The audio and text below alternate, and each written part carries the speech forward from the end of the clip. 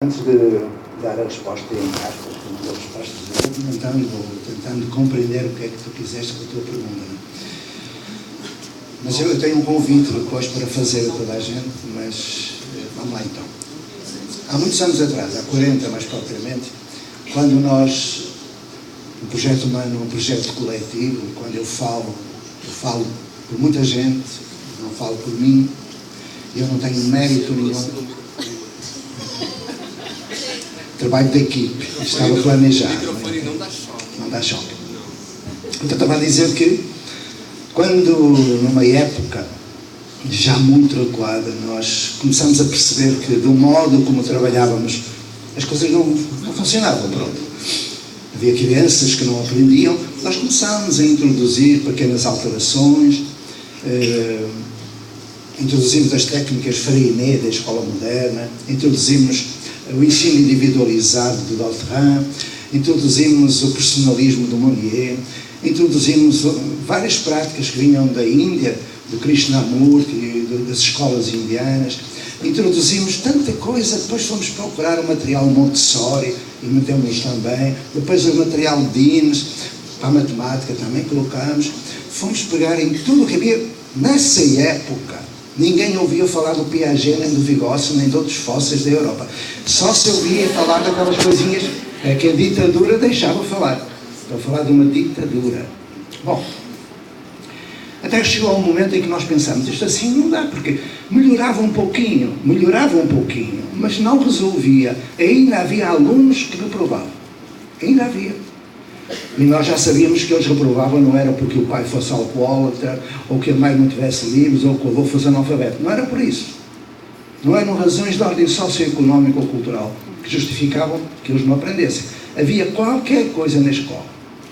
Então, em 1970, saiu um documento base, do relatório Forre, e nós lemos, e começamos a ficar preocupados, e eu vou dizer porquê. Depois, em 71, sai um documento que é, ainda há pouco ouvi falar aqui indiretamente, que é a desescolarização, não é, da sociedade do Ivan Illich. E nós começamos a pensar naquelas coisas todas. Enfim, até chegou um momento em que nós compreendemos que era preciso mudar o espaço. O espaço. Nós já tínhamos rebentado as paredes todas, mas não era suficiente. Então entramos num projeto que era de escolas de área aberta. Melhorou. Mas ao invés de reprovarem 7%, ainda reprovavam 5%. E o direito à educação é um direito inalienável. E nós sentimos muito mal por haver alunos que ainda não aprendiam. Então nós pensámos, será da gestão? Gestão. Organização administrativa.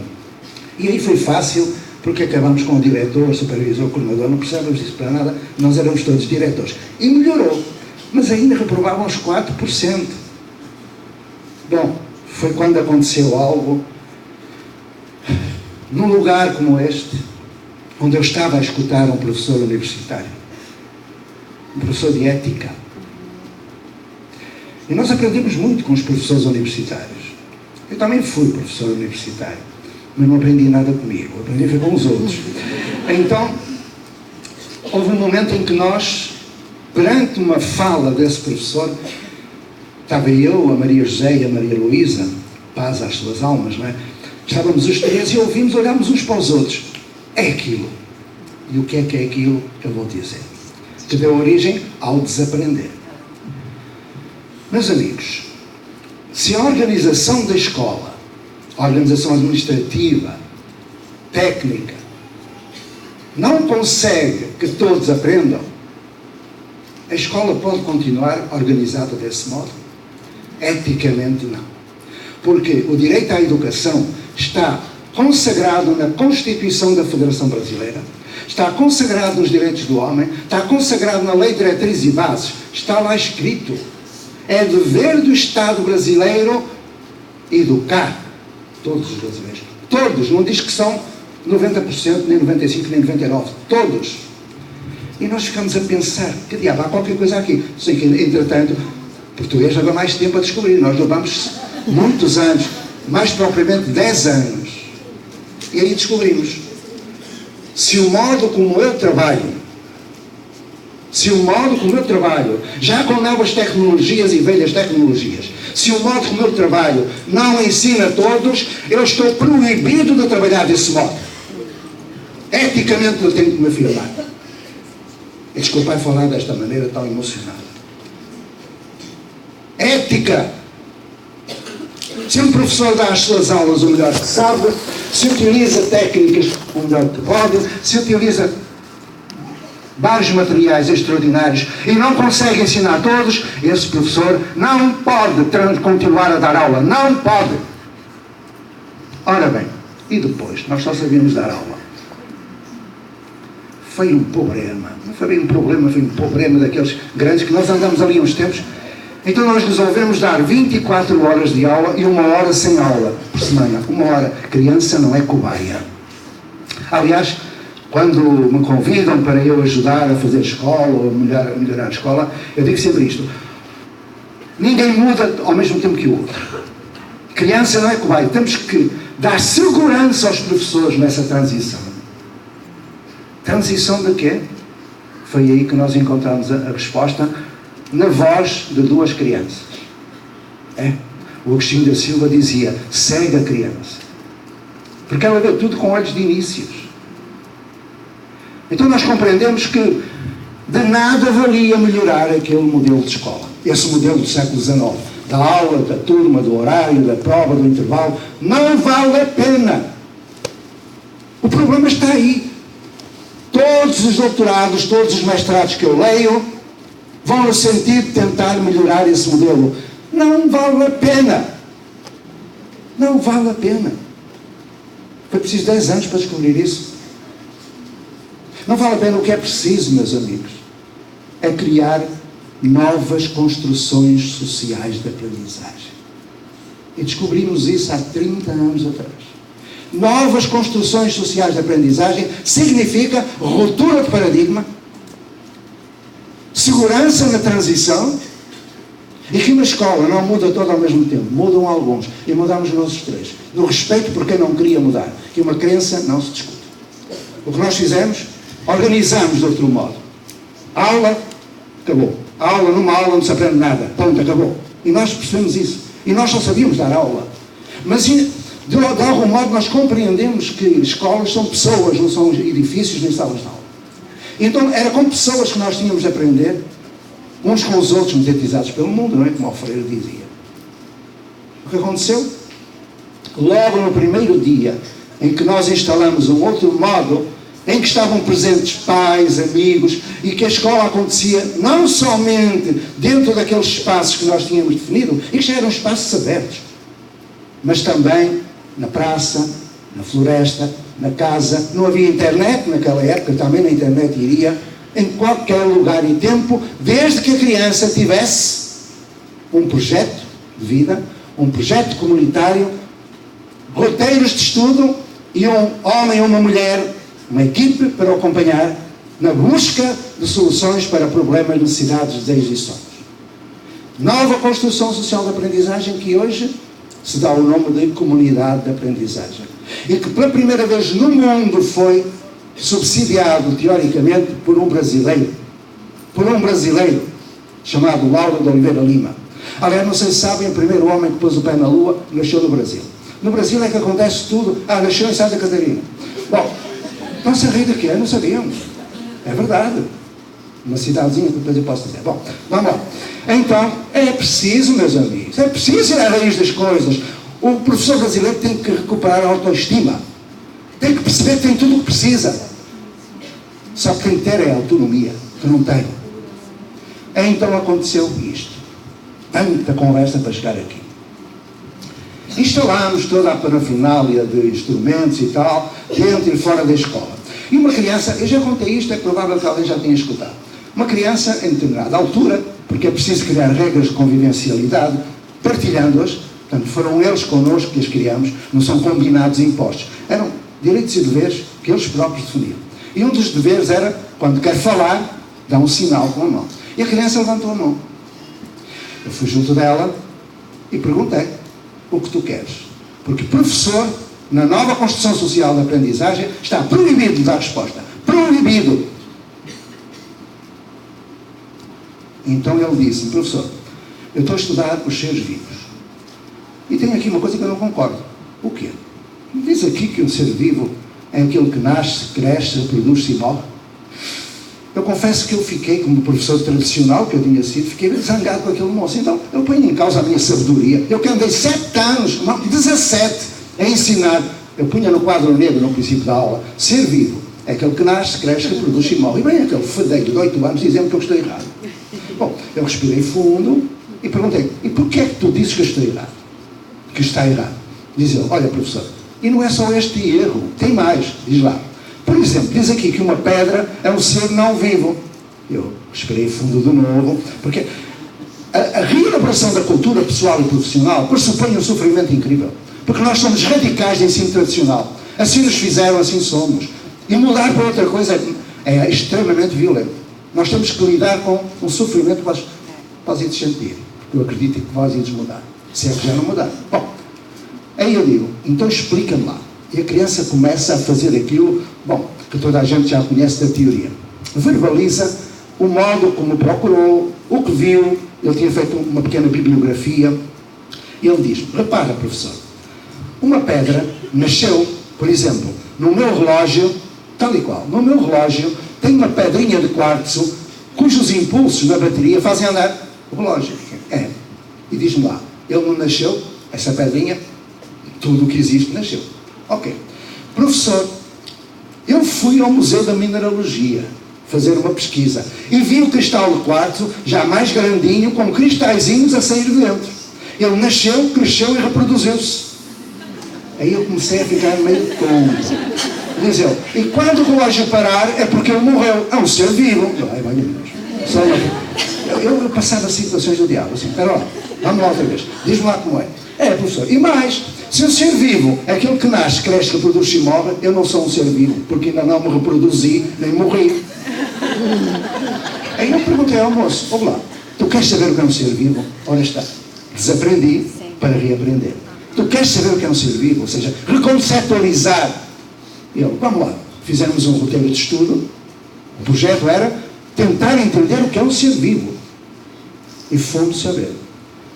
Eu aprendi que o ser vivo é aquele que tem capacidade trófica de transformar o alimento em energia. Quem for de biologia confirma o que eu estou a dizer. Uma pedra não tem capacidade trófica, logo é um ser não vivo. Reconceptualizei. Eu aprendi desaprendendo. E então nós introduzimos nos 4 pilares da educação, que entretanto é o relatório da Unesco que saiu, mais 3 pilares. O primeiro dos 3 é o aprender a desaprender. Nós não somos responsáveis por aquilo que fizeram de nós, mas seremos responsáveis por aquilo que fizermos com aquilo que fizeram de nós. Quando uma professora me diz: eu não quero este aluno que eu não sei trabalhar com ele, eu respondo: vai aprender. Ética. Algum médico lida com instrumentos do século XIX? Algum cirurgião faz operações com técnicas do século XIX?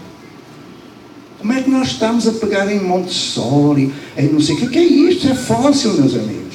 Nós temos contributos brasileiros do século XX que desconhecemos. Mas o problema foi depois. Eu fui assim um pouco tonto, porque aquela coisa abalou-me imenso. E uma menina faz assim. Eu disse: o que é que tu queres? Olha, professor, estou a estudar. Também estava os seus vídeos, mas era as plantas. Eu aprendi que a planta absorve dióxido de carbono, liberta oxigênio, a função clorofilina acontece. Ela sabia aquilo tudo. Eu estava todo satisfeito, porque eu não tinha ensinado, ela já tinha sabido, aprendido. Eu disse: então, mas olha, há um problema. Eu: mais um, diz lá. Eu fui ali ao laboratório e vi o relatório da experiência com o ciclo do bicho da seda.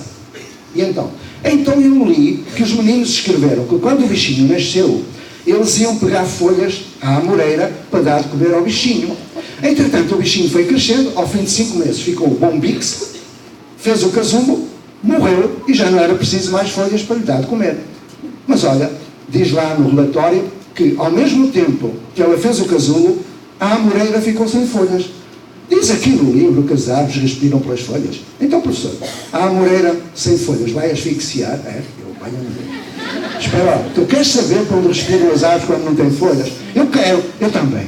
E lá fomos nós, fizemos um projeto, um roteiro de estudo, e eu aprendi. Querem saber para onde é que respiro? Nós vamos fazer um projeto e lá na escola e depois logo se verá. A questão é, não des o peixe, ensina a pescar. E como? Constituindo a equipe, porque o trabalho do professor sozinho em sala de aula era no século XIX. O professor sozinho em sala de aula não é autónomo, é autossuficiente, é individualista, transmite individualismo. Lógico, o professor não ensina aquilo que diz, transmite aquilo que é. Lógico, se não é autónomo, desenvolve a autonomia. Embora tenha no PPP, vamos fazer formadores, cidadãos autónomos, está lá tudo escrito. Não faz nada. Este modelo do século XIX é uma aberração, é uma bosta. Tem que acabar. E mais, toda a legislação que está aí. Não é preciso às vezes utilizar certas palavras para pôr cá para fora uma indignação muito grande. Porque quando eu vou a algum lugar e encontro um secretário de Educação que seja compreensivo e inteligente, isso acontece quase sempre, são pessoas extraordinárias, a verdade é que às vezes encontro umas antas que me deixam fora de mim. Aí vêm com umas leis, umas resoluções, umas porcarias, eu fico assim, ouça lá, espera um pouquinho. Isto aqui o que é? Tem que ter aula. Porquê é que tem que ter aula? Porque está na lei. Qual lei? Ela não diz que é a lei de diretriz e bases, porque lá não está escrito isso. Eu pergunto, porquê é que são 200 dias? Porque está na lei. Não está, não. Na lei de diretriz e bases não está escrito que são 200 dias. Se quiserem, mostra também a lei. Que eu mostro já que não está. Depois eu pergunto, e porquê é que tem de haver recesso e férias escolares? Tem de haver porque nós temos definido que o calendário começa... Desculpa. E porquê é que tem de começar todas as escolas ao mesmo tempo? Essa eu já descobri a resposta. No mesmo horário. Isso eu já sei. É porque os pais são sadomasoquistas, gostam de engarrafamento e está... Deve ser por isso. Exatamente. Só por isso. Criar problemas nas ruas das escolas e tal. Mas eu pergunto muitas coisas e irrita-me porque as pessoas digam que está na lei, porque não está. E mais, mesmo que esteja na lei, eu não cumpro se ela não tiver fundamento científico ou pedagógico. Dignidade profissional. Eu não admito que um médico me venha dizer como é que eu vou trabalhar na sala, porque eu também não digo como é que ele vai fazer operações cirúrgicas. E se algum médico ousa fazer isso, eu sinto-me autorizado a ir ao hospital e fazer também operações cirúrgicas. É assim que tem de ser. O Piaget dizia que a educação é a única área das ciências humanas em que toda a gente se considera especialista. Alguém vai ao médico e contesta o que ele decide e passa por... Ninguém contesta, mas contesta tudo que está a ser feito pelo professor. Porquê? Porque aquilo que o professor faz hoje, nesse velho modelo, não tem fundamento. É loucura! Claro que os resultados estão aí. Índice de analfabetismo enormes. Eu estive a ler a pesquisa sobre proficiência do brasileiro em língua portuguesa e matemática, que parece que é as áreas sagradas, português e matemática, como se não houvesse mais nada, como se não fosse necessária a educação integral, dos afetos, das emoções, etc. Mas ainda agora a Base Nacional Curricular Comum vai lá pôr que português, e depois diz que tem que ser nos anos iniciais, umas coisas. Anos iniciais? É do bem modelo. O que é isto? Onde é que nós estamos? Essa gente não tem vergonha na cara? Fazer parte de um grupo que faz uma base curricular nacional com anos iniciais, anos finais, dizendo que tem de haver anos de escolaridade. Tem de haver porquê? Alguém sabe? Ninguém. Basta de impunidade. Nós temos que salvar as crianças e os jovens. Então, eu não estou zangado. Eu apenas estou velho, eu começo assim agora a frustrar, porque eu tenho... Quando saio de um lugar deste, eu vou apreensivo, vou esperançoso e apreensivo, porque eu digo, o que é que as pessoas vão fazer agora? Vão voltar para a sua zona de conforto? Ética! Ética! Se alguém não fizer nada a partir de agora, lança uma maldição até ao fim da sua vida. É assim.